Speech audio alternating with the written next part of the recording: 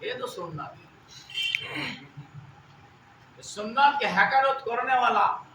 अल्लाहर दुश्मन কোনো আমল কবুল হবে না সে হজি করুক নামাজি পড়ুক রোজা করুক জাকাত দেখ তেলাওয়াত করুক কিছু কাম করুক সুন্নাতের খেলাফ যখনই কাজ হবে ও আল্লাহর দুশ্মন हर जगह तो नबी सुन्नत लागे वही लागे আল্লাহর হুকুমের সাথে আল্লাহর হুকুম নবীর সুন্নাতের উপর আমল করতে হবে ওটা হলো ইবাদত যে কোনো কাজ করেন আপনি যদি দুনিয়ার কোনো भी কাজ করেন আল্লাহর হুকুম নবীর সুন্নাত মোতাবেক তো ওটাও আপনার ইবাদত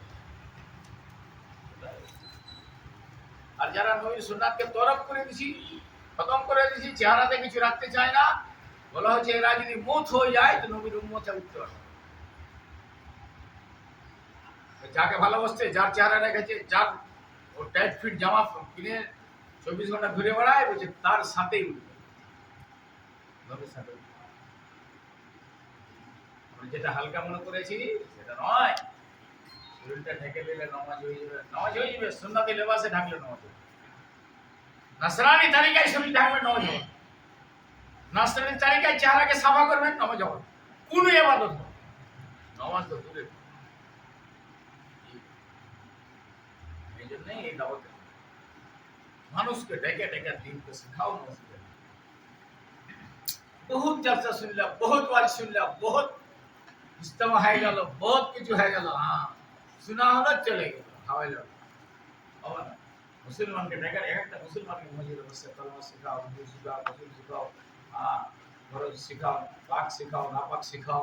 नबी सुन्नत के सिखा के मुसलमान के सिखाओ আর फिर ওকে जिम्मेदारी দাও এই যেটা বাড়ি যা মা বহিন বেটি আছে এরা কি শিখা ওই বয়ান আর তাকরীর ও সব সমুদ্রের ভাষায় অবশ্যই চাষের বয়ান করে চাষ হয় না নকরির বয়ান করে নকরি হয় না দোকানের বয়ান করে দোকান হয় না মুস্তাকিল দোকান খুলতে হয় চাকরি দিয়ে খাতা তো সই করে আপনি বসে থাকতে হবে তারপর আপনার চাকরি থাকবে না আপনি দোকান দু মাস খুলেন না আপনার দোকান মাল চুরিতে খেয়ে যাবে আপনার দোকান মাল করতে হবে আল্লাহর হুকুম নবীর সুন্নাত আমার জিন্দেগিতে আসবে না কলমাটা সহি নাই নামাজটা সহি নাই রুকু সহি নাই সূরা সহি নাই দোয়া সহি নাই হালাল হারাম কোনো তাহমিল নাই সুদ মদ ঘুষ সব চলছে আমাদের আমি বলি সব ঠিক আছে তো দু নম্বর কথা হলো আমরা দাওয়াতের কাজটা করি না বুঝিয়া হজিদি বলছিলেন এক তো নামাজ না পড়া এক গুনাহ আর দু ডাবল গুনাহ হলো দাওয়াতের কাম করে না ওর ডাবল গুনাহ আর একটা লোক নামাজ পড়ছে পাঁচ ওয়াক্ত সব পড়ছে কিন্তু দাওয়াতের কাজ করে না তো বলছি यार নামাজ না করার গুনাহ তো হবে না কিন্তু এই দাওয়াতের কাজকে ছেড়ে দিল করে না বলছে এটা আরেকটা গুনাহগার হবে এই কত বড় গুনাহগার হলো এই নিচে গুনাহগার হবে যে নামাজ পড়ে না দাওয়াতের কাজও করে না ও তো ডাবল গুনাহ আর যে নামাজ পড়ে দাওয়াতের কাজ করে না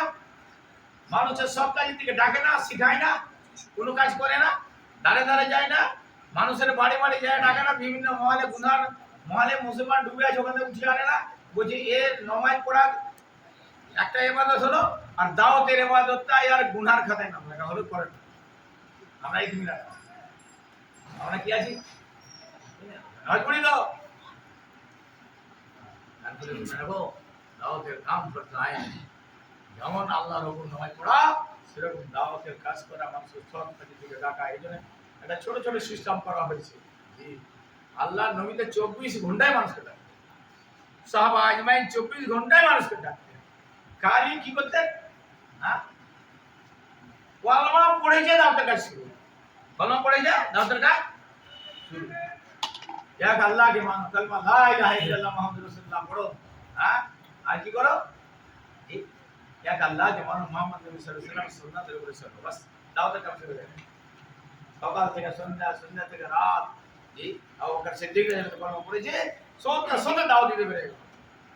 কুফারে মক্কা জানলে শুনলে তার মার শুরু হয়ে যাবে